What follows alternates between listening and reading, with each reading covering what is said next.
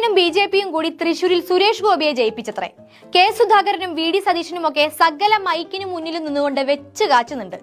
അല്ല കോൺഗ്രസുകാരെ, LDFും ബി.ജെ.പിയും ഡീൽ ഉറപ്പിച്ചതാണെങ്കിൽ തൃശൂരിൽ നിങ്ങളുടെ വോട്ട് ആർക്കാ കൊടുത്തത്? അതൊന്ന് പറയണമല്ലോ.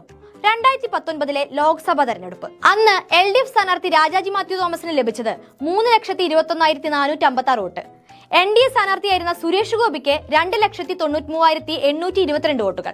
ജയിച്ച UDF സ്ഥാനാർത്ഥി TN പ്രതാപന് 4,15,089 വോട്ട്. 93,633 വോട്ടിന്റെ ഭൂരിപക്ഷത്തിലാണ് UDF അന്ന് ജയിച്ചത്. ഇനി കഴിഞ്ഞ തെരഞ്ഞെടുപ്പിലെ കണക്ക് പറയാം. LDF സ്ഥാനാർത്ഥി VS സുനിൽകുമാറിന് 3,37,652 വോട്ടുകൾ ലഭിച്ചു. അതായത് 2019 തെരഞ്ഞെടുപ്പിൽ ലഭിച്ചതിനേക്കാൾ 16,196 വോട്ടുകൾ LDF വർദ്ധിപ്പിച്ചു.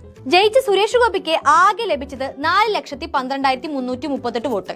ഭൂരിപക്ഷം 74,686. ഇനി UDFന് എത്രയായിരുന്നു കിട്ടിയത്?